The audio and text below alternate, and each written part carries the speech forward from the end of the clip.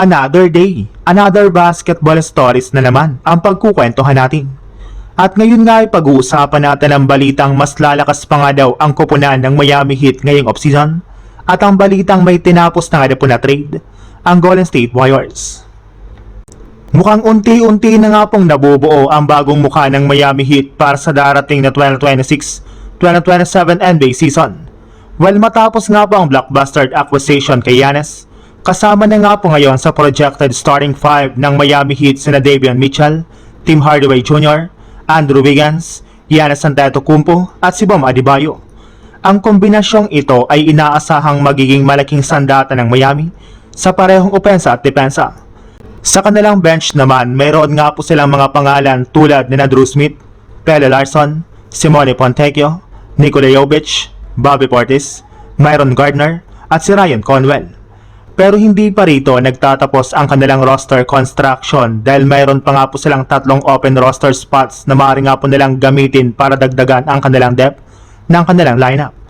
Kung magiging maayos nga po ang chemistry ni Bam at Giannis at makakakuha pa ang Miami ng mga tamang role players para sa kanilang natitirang roster spot, posible nga pong maging isa sa mga pinakamapanganib na koponan ang Miami sa Eastern Conference.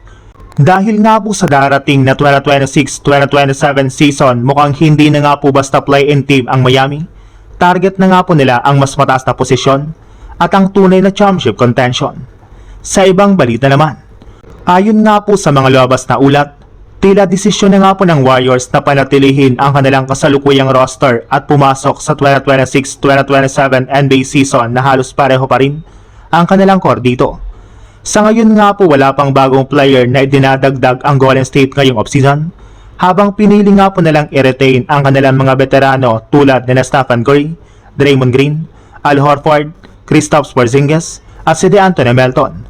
Matapos nga po ang ilang buwan ng paghahanap ng malaking pangalan kabilang ang pagtatangkang makakuha ng star players ay hindi nga po nagtagumpay ang Warriors sa kanilang mga target. Hindi na rin naman nga po nila kayang kunin pabalik sa isang trade si Klay Thompson at ang iba pa nila mga target ngayong offseason.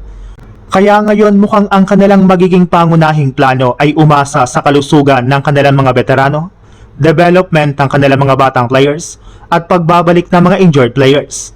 Pero may isang malaking bagay na dapat bantayan. Hindi nga po tuluyang isinara ni Warriors GM Mike Dunleavy ang posibilidad ng trade. Ayon nga po sa kanya, naging agresibo sila sa off-season at mayroon pa rin silang kakayahan at assets para gumawa ng malaking deal kapag dumating ang tamang pagkakataon. Ibig sabihin, kung walang magandang opportunity, malaki nga po ang posibilidad na manatili na ang Warriors sa kanilang kasalukuyang roster hanggang sa pagsisimula ng season.